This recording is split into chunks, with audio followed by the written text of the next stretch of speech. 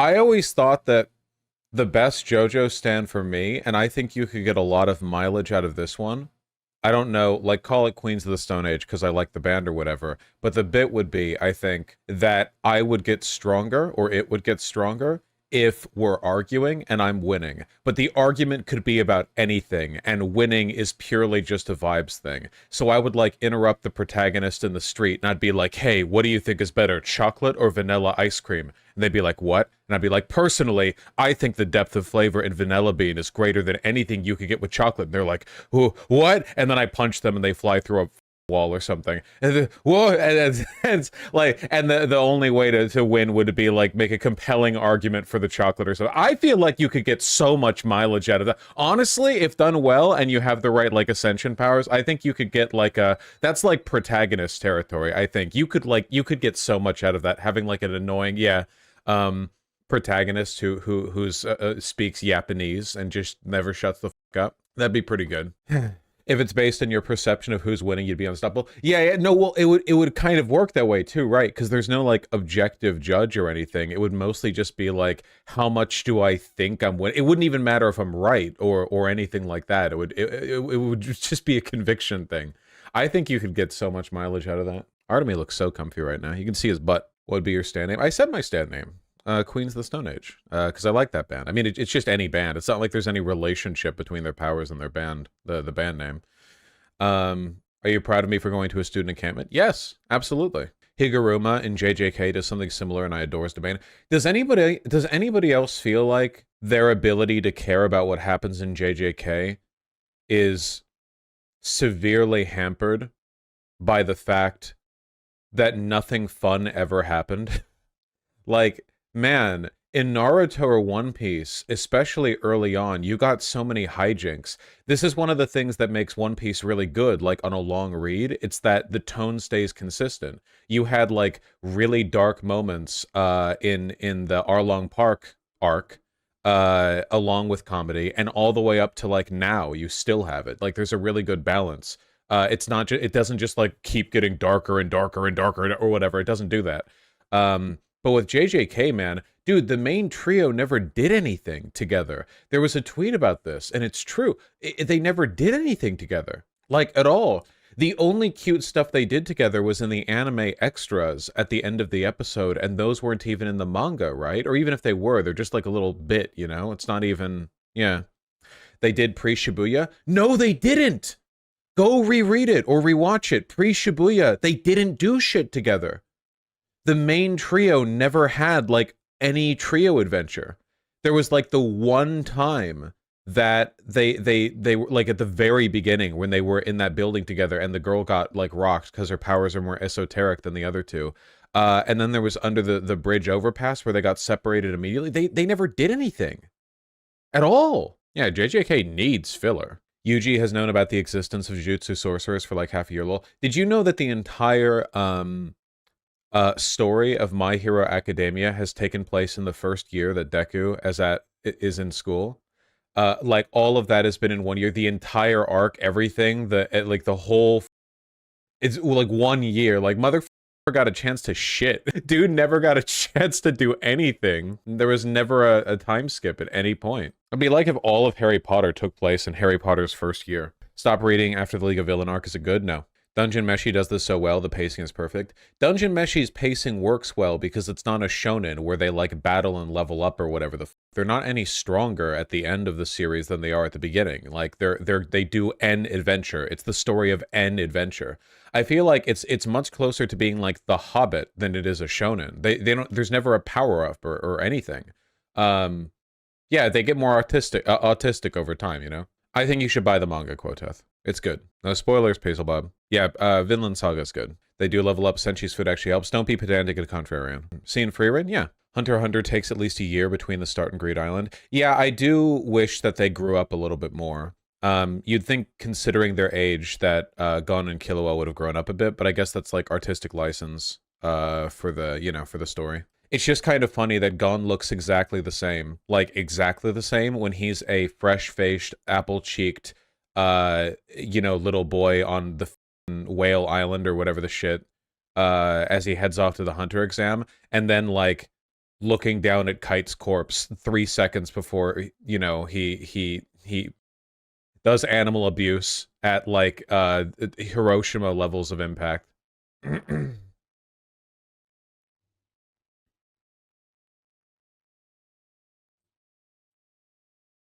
What I don't get is how the Shibuya arc takes place in literally 2 hours. I actually like that. I actually really like, because that's relatively rare. I actually really like an arc that is just one fucked up incident that just because that's also the second half of the Chimera Ant arc when they siege the castle. I like that a lot actually, where it's just like, yeah, you know, we're just going to dedicate like 26 episodes to about an hour or so of real time because so much is happening. Shibuya felt like an homage to the castle siege. It wouldn't surprise me if there was a relationship there, right? Because the Chimera Ant arc really is the best to ever do it. No, I've not seen X-Men 97. I've never given a shit about the X-Men. I've heard it's good. I mean, World Eater Faye, like, people misuse the term filler all the time. Even like relaxation episodes should contribute to character development. For the most part, like Avatar: The Last Airbender did this really well. Yeah, there are anime that have real filler, like One Piece or DBZ or whatever the fuck, where they just draw out time. It is important to like slow the pacing down sometimes. Like that's JJK so much. Would ATLA count as anime? I count it as anime. Though if you like express that opinion online, the woke mob tries to cancel you. So that's my biggest criticism. I have the JJK It Needs a Beach episode. Okay, honestly, I think that a beach episode would be a good idea because a little bit of overt fan service might balance out the like weird, creepy, I'm not doing fan service, but I'm doing fan service bit. People gave so much praise to JJK for being good with its treatment of women just because they're wearing like full outfits and not skimpy lingerie all the time. But man, the way that show treats women sometimes is pretty weird, you know? Pretty goddamn weird. Why does it have to be anime? I never said it had to be anime. Half of Demon Slayer is just training and around, it makes it more comfy. Yeah, well, the main issue with Demon Slayer is that it's trash. So, dog, man, I'm still haunted by the first episode of season 3. Speaking of treating women weirdly, Jesus Christ, does anyone else think did they like completely change the personality of the love Hiroshima or whatever the fuck their name is, the one with the titties? Because I feel like when we first saw her in season 1 or 2 or whatever, she was like meek and coquettish, and then in the 3rd season she suddenly became like dumb and boisterous and like nya, you know? Did they get like a note? They were like, more gooners will come to this if we change her personality completely. She was very bimboified for no reason. That's pretty weird, yeah. They're remaking this current season. What the f do you mean they're remaking? In the manga, she stays consistent. Wait, they actually genuinely did just randomly change her personality in the anime so more gooners would be like, yes, oh my god. That's really bad. That's really bad. Just like, here's the woman character. Let me, yeah, like, we need to make her more... God, dude, that's really bad. No wonder I was getting bad vibes from this single episode of season 3 that I watched. Jesus. The Demon Slayer manga is much better than the anime. Yeah. I feel like there are still flaws that I wouldn't get over, but I don't know. I haven't read it. You ever watch Korra? Yes. Should I start the Dunmesh manga from the start? Just read it all. Why do you? It's like 60 chapters. Just why are you asking? Just read it. Yeah. Why would you pick up a manga like halfway through? Aren't you going to enjoy reading it? Like all the, like, just read it. 90? Okay, 90 is not that much. I saw some examples of the automatopoeia in Demon Slayer, and it seemed to be nonsense obscuring the action. My favorite part of Demon Slayer is that it's a shonen, which means that it is in large part about scaling fights and powering up between them. And the only way in which characters power up is sometimes they'll be losing a fight, and then they'll think about how they're losing the fight, and then they like take a deep breath, and then they pull out another number in the arbitrary list of sword techniques that they have that don't seem to do anything specific or unique. There's never like, oh, I could use this to do this. It's always like, I have a +1 technique. This is all manga. That's not true. That is absolutely not true. Demon Slayer is pretty bad about this. There's no logic between what they end up doing and how it affects like the fight in any. It just happens, you know? Not true. Oh, they mad. 100% true, dude. Come on. I think it's a lot of manga. That, I mean, maybe like, bad manga. Just believe in sword magic. Don't think about it too much, Lamau. I mean, you can employ like logic in the way the abilities of, dude, Hunter x Hunter is amazing about this.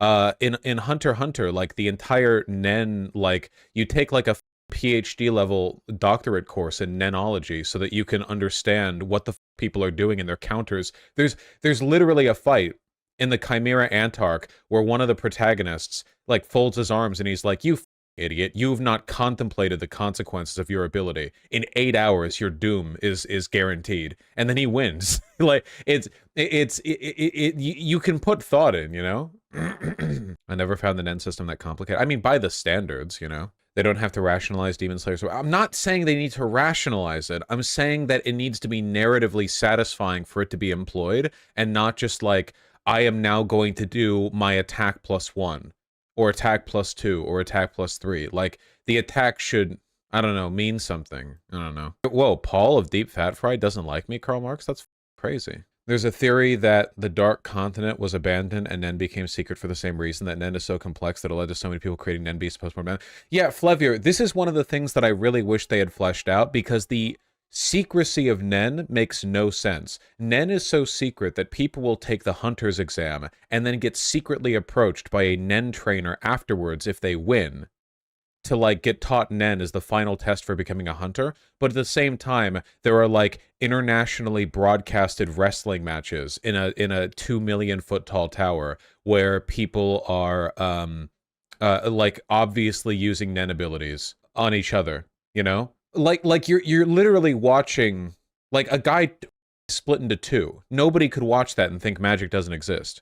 You can only get to the top floor by doing Nen, yeah. And this is supposed to be peak? Yes. What manga do you consider the best fights overall? What do you mean by, like, does it have to be manga? Can it be anime? I don't know, manga.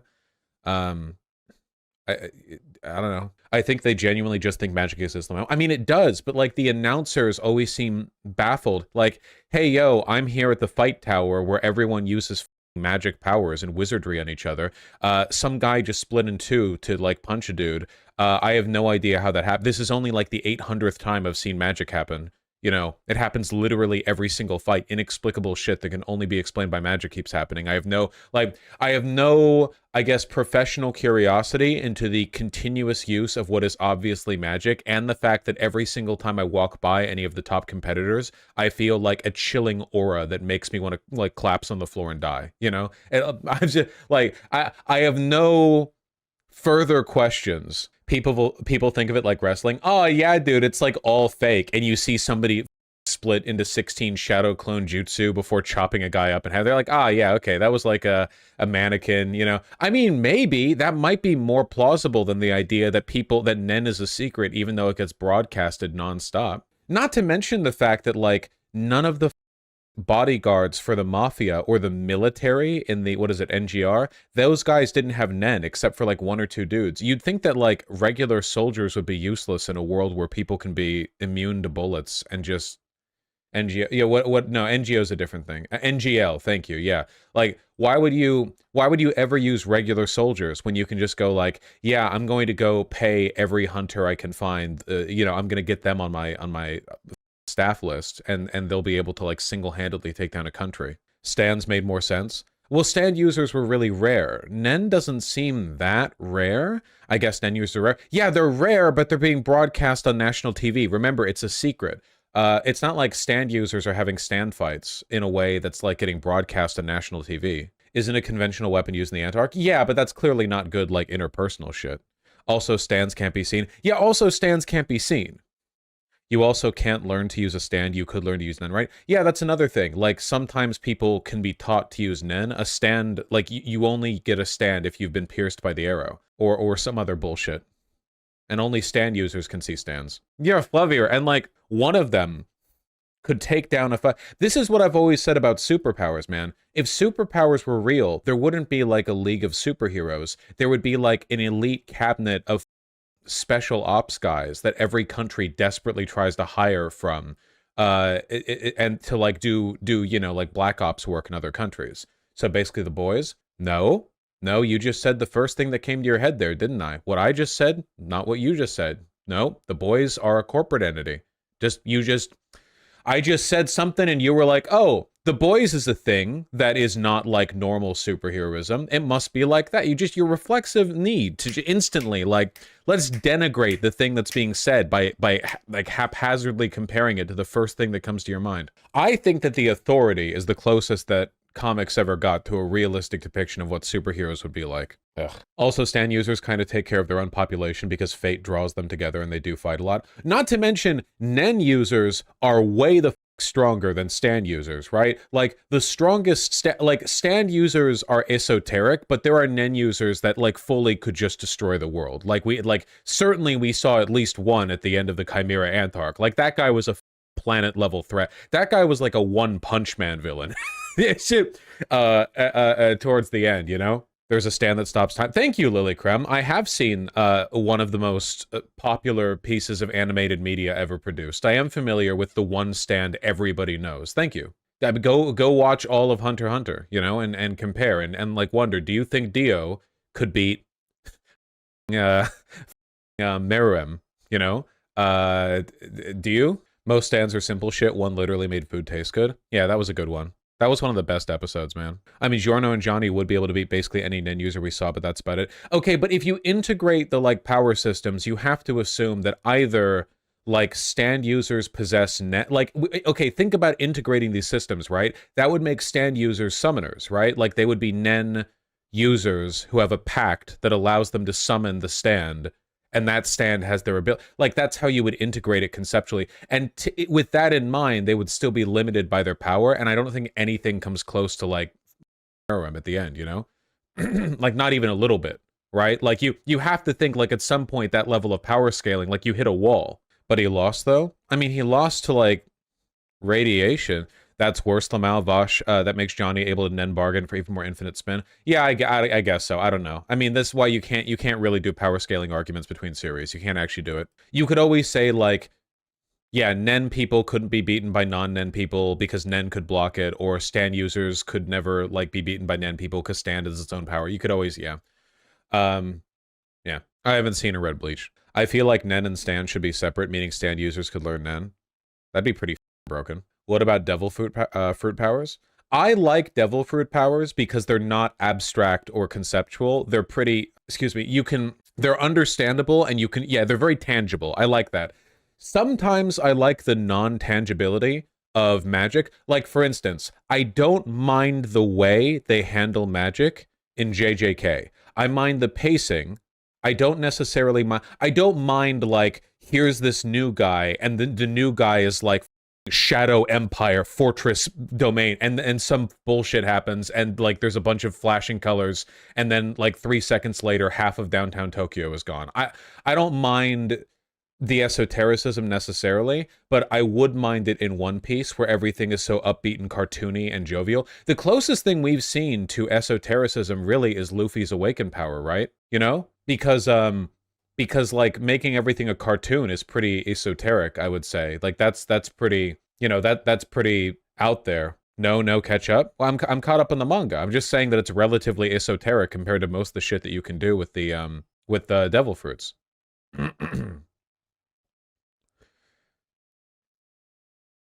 They foreshadow. I'm not talking about whether it was an ass pull. I'm not saying it was an ass pull. I'm just saying that it's esoteric. Like it's not like a tangible effect. It's not as easily understandable as he's rubber and he can punch something, you know? Yeah, abstract. It's not like you can't measure its power in like newtons or whatever. You're like, oh yeah, it's produced this much megajoules of kick-ass energy. It's like, oh yeah, he makes shit cartoony, you know? Like that's cool. We've activated the One Piece fans. We need to move on. The One Piece fans were activated at exactly 12 p.m. PT because I am one of them, you know? That's when I went live. I like stands because they made each character different, unlike DBZ. I mean, I think that, like, unless it's the only anime you've ever watched, I genuinely think everyone smart would have to acknowledge DBZ is kind of like poo-poo butt. Like shit from an ass. Genuinely. Dragon Ball is good as, like, a lighthearted shonen adventure.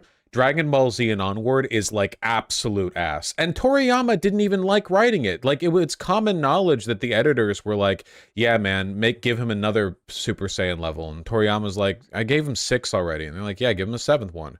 We need to sell figurines. Like, you're eating slop from an asshole with that one.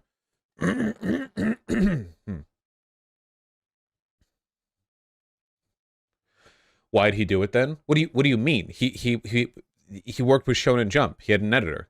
It was his job. He probably also liked being incredibly wealthy and influential. You are now banned from Mexico? Yeah, I figured. I've always wanted to go to Mexico City, but yeah. DB should have ended in the Cell Saga. DB should have ended when Goku was like 10. If it's so bad, why is it so loved in South America and or Mexico? I mean, Brazilians love Woody the Woodpecker. You know, how do you account for like weird, random cultural, like something booms in an area? I don't know. They love Luffy too. Yeah, but One Piece is good, which is the difference. If it's bad, why do I like it? Undefeatable argument. Woody was super influential though, wasn't he? Hello, Brazilian. Nobody in America gives a Woody the Woodpecker. It's for some reason, I guess in Brazil they really like him. I have no idea why. Though Mexicans like Speedy Gonzalez too. I don't know if that. I don't think that like in Mexico you're gonna see Speedy Gonzalez merch in every shop. I from every Mexican that I've ever heard talk about Speedy Gonzalez said they like him. Yeah. One Piece introduces 1.5 new well-defined characters per anime episode or something close to that. I don't know I don't know what you're talking about. You mean like new character? There are ton of One Piece characters. I don't know like about well-defined, really. I just hope, because I'm caught up with the manga, I hope that at this point, I hope that they stop adding new characters in One Piece. They need to start, like, we've been building up and up and up and up and up this big roller coaster ride, and it's time to start, like, rolling down, right? We've had a very consistent tone for 25, 30 years or whatever. You know, it's time to start bringing back and consolidating. Who is your favorite villain from One Piece? Nobody tops Doflamingo.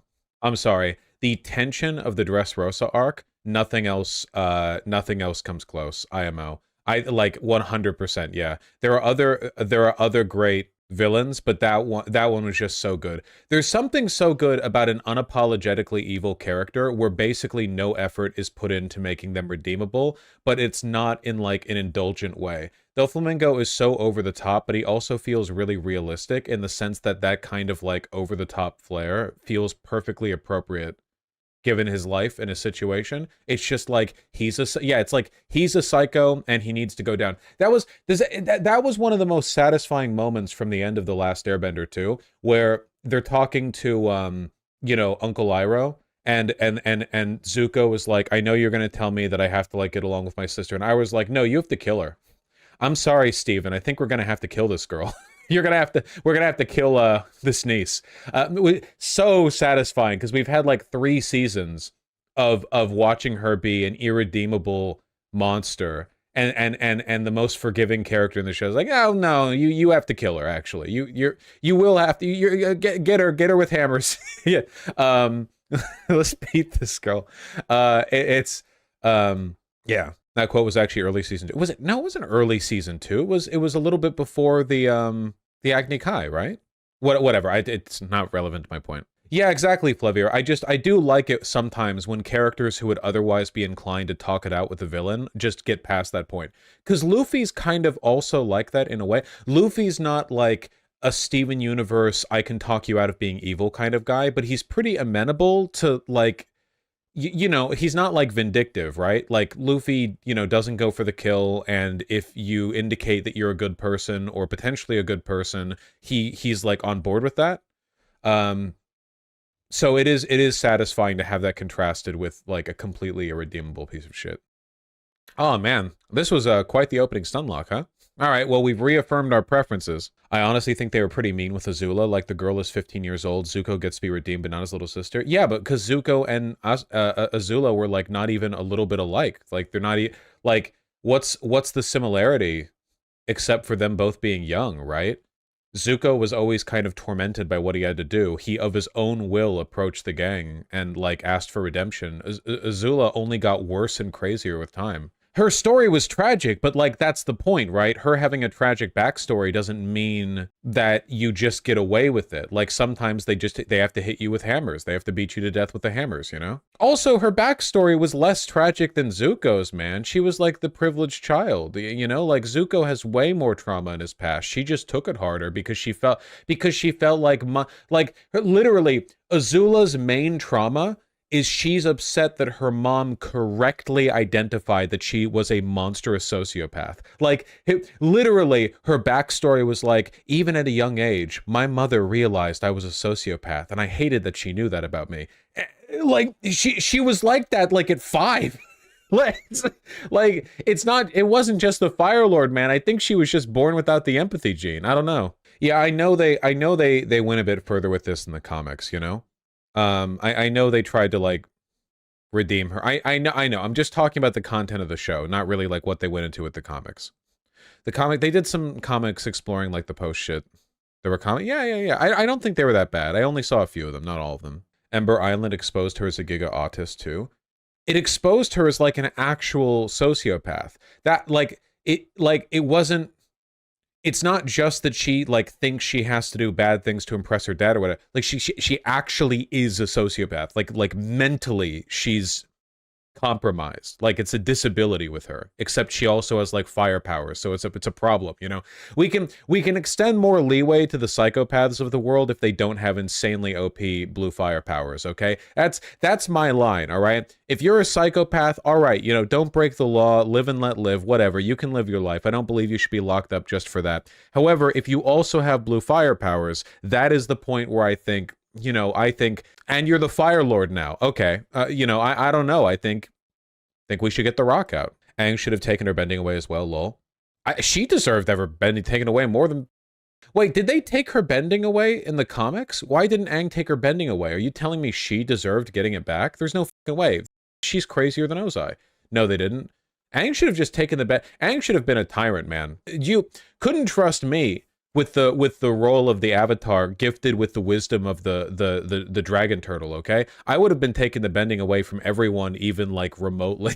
And it would, like, remotely... I would have been like Amon before Amon, you know? Like, he was just bloodbending. I would have been divinely yeeting your bending abilities. That's probably true, Eliza Lee. Well, life's hard, Verde. You would completely justify Amon and Zahir. Legend of Korra is a bitch-ass pussy show because it backed out of acknowledging the fact that Amon and Zahir had good-ass points. What was their... They keep doing this, man. This is such a classic villain thing, where they're like, we're gonna introduce, like, a revolutionary leader who turns out to be a villain because they're evil, and this person will ostensibly have a good point and a good cause to fight for, but we're never going to address the point. Like, Amon was kind of cooking a little bit. I don't know. Like, we never see really any discrimination against non-benders, and that's a flaw in the writing. There would be. Bro, there is canonically racial discrimination in the Avatar universe. You're telling me there isn't discrimination between the people who can throw 8-ton rocks and people who can't? Are you like, you're really telling me, like, that guy's got a different skin color, get him? But then, like, no line at all between, yeah, I have, like, the power of fire god in my hands and just a regular dude? No fucking way. I'm leaving aside the employment discrimination alone. You'd think there'd be a bunch of jobs that you couldn't get unless you were a bender. If you're not an earthbender, sorry, go. Like, you're not, there's like a million jobs with the land you're not getting, like, for obvious reasons. Also, you just suck shit. They show that. They don't really engage with it that much, you know? They don't really engage with it that much. The closest we get is, whatever. The closest we get is Sokka, who feels inadequate because he can't bend. But, like, he ends up being perfectly competent anyway, because he gets a sick-ass meteorite sword and a boomerang and everything.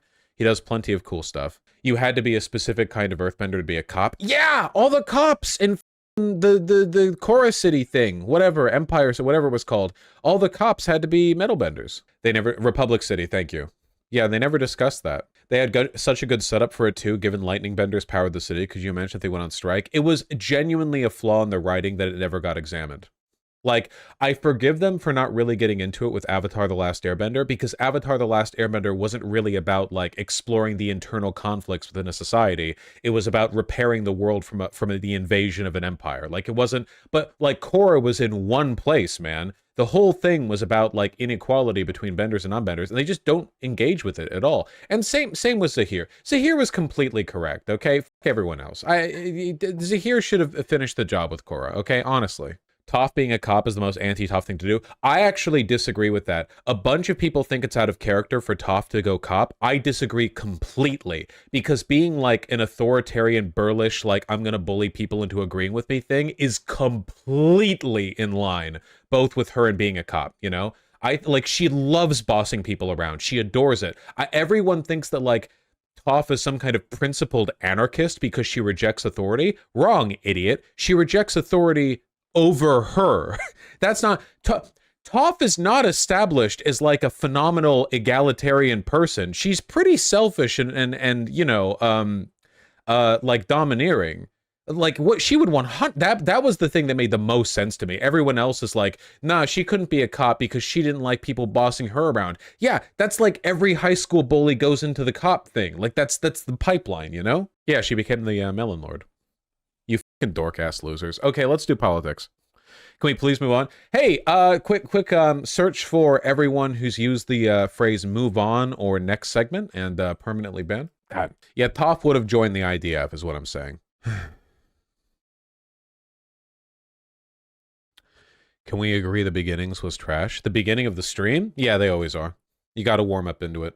Kuvira Redemption was insane. Last point that I'm going to make. It is genuinely wild to me that of the 4 primary villains of Korra, you have like a revolutionary leader, a religious, like an orthodox religious fundamentalist, an anarchist, accelerationist, and then finally a literal obvious fascist. And of those 4, it's the fascist that gets the redemption point at the last bit, where her hair gets let down and Korra saves her, and she's like, oh, I regret my way. Like, of the 4 villains they could have, you know, revolutionary leader, orthodox fundamentalist, anarchist, and fascist, that last one, it's not even remotely a joke or exaggeration. If you haven't seen Korra, what I'm describing to you right now is completely correct, with no, like, there's, like, Wikipedia would agree with me on this description, okay? Doesn't Zahir get a positive arc when Korra goes to him in the spirit realm? Well, I mean, that's just because Zahir's a good guy.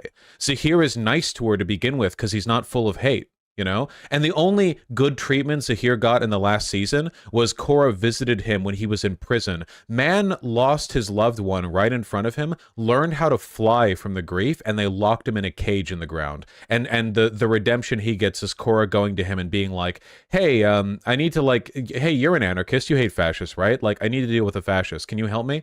And he's like, okay. And that was, they should have let him free. Unironically, save season 4, they should have let him free. They should have let him free. And he should have helped in the fight against Kuvira, and he should have killed her too, like he did the Earth Queen. That would have been good shit right there. That would have been perfect. Absolutely. Oh, that would have been free my man.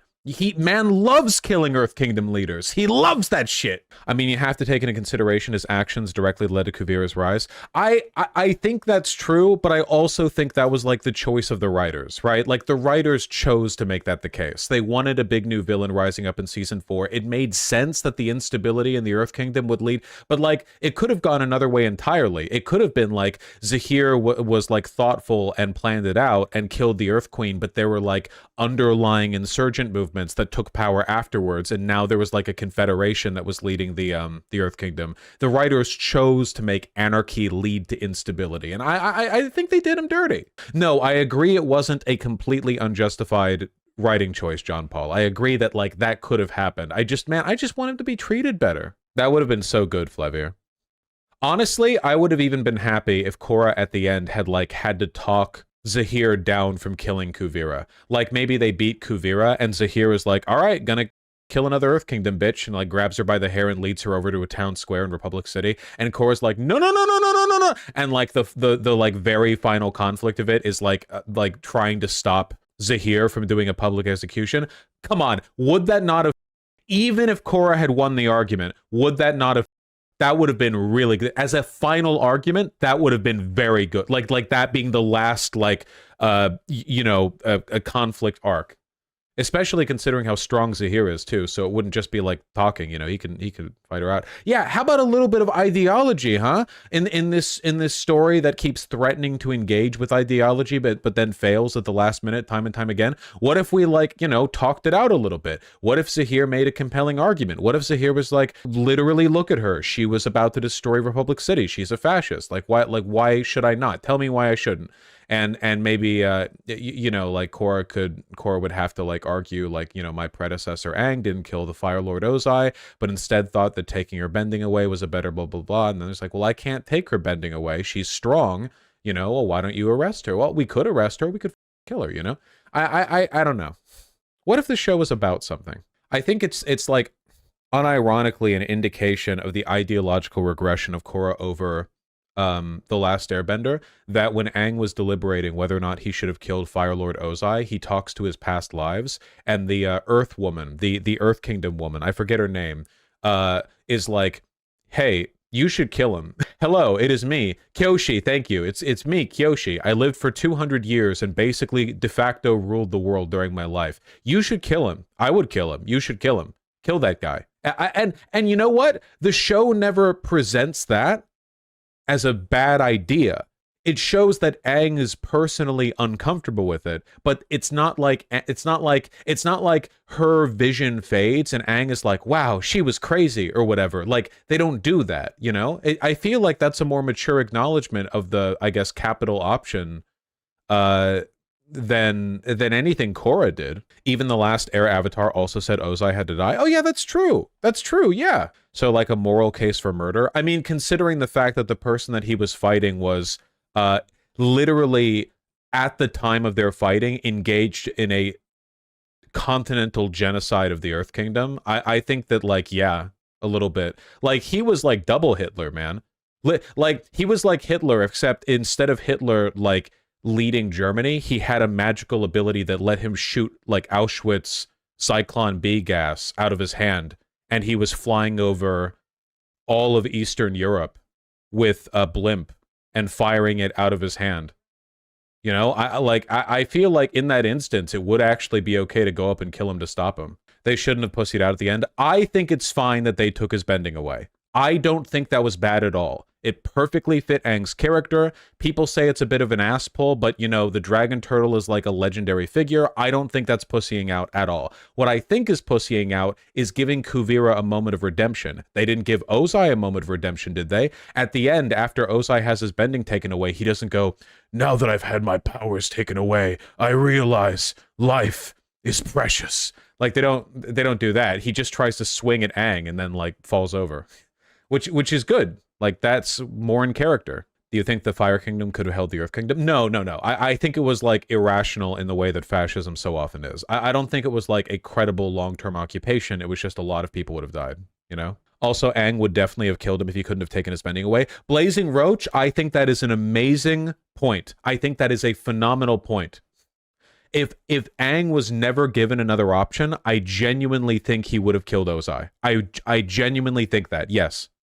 I don't think he would have run away a second time, but that goes against his pacifist nature. I think he would have listened to his Air Avatar past self, who said, like, sometimes personal moral conviction has to be set aside for the greater good. And I think, like, that would have been the correct option, and I think he would have done it. I think it would have made him really sad, but I think he would have done it. Yang Chen, thank you. Aang even says pre-Lion Turtle, I guess I have to kill the Fire Lord. Yeah, he would have. He for sure would have, you know? And he would have had to make peace with that, I guess. No, I mean, if he couldn't take the bending away, KY Progressive. Like, if he was never given that ability, or taught that ability. Yeah, but because he knew he had another option, Mechmite.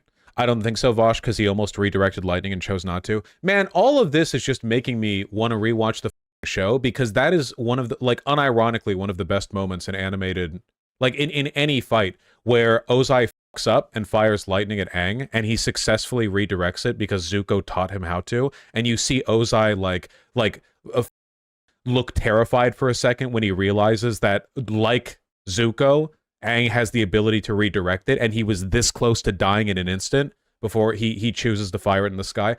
It's such a good show, man. Holy shit. Yeah, he didn't know. Like, no one could do that except for fucking Iroh, Zuko, and Aang. Those were the only people who could do it. Yeah, that makes sense, Flavier. I mean, honestly, that like internal turmoil could have fueled a whole other like season of angst, you know, but it's so good. It also confirms to Ozai that Zuko followed through and taught Aang to end him. Yeah, in a way, it's almost like, yeah, because like the horror on Ozai's face isn't just, I'm about to die, but like my son gave him the tool to kill me. Like knowing he would fight me. Like Zuko knew that Aang would fight me and so taught me this ability that he knew would be useful against me. So good. So good. All right, we really should stop, though. Honestly, at this point, we're just, like, gushing. I'm just gushing. And I'm not ashamed to gush, by the way, not even remotely. I will always hold, much in the same way that I'll always defend, I don't know, like, Super Mario Galaxy. The Last Airbender is one of those, like, all ages pieces of media that I'll defend quality-wise, like, easy 10 out of 10, like, you should just, like, everyone should see it or play it or whatever it's just that good, you know? I've watched Mob Psycho, Mint Macau, and read it. Oh, is Super Mario Galaxy good? I don't know, is water good for you? What do you want? Okay, look, we've done this for so long, I need to pee, but then it's all politics when I get back. You like that? We got all the stun locking done right away, you know? Right away.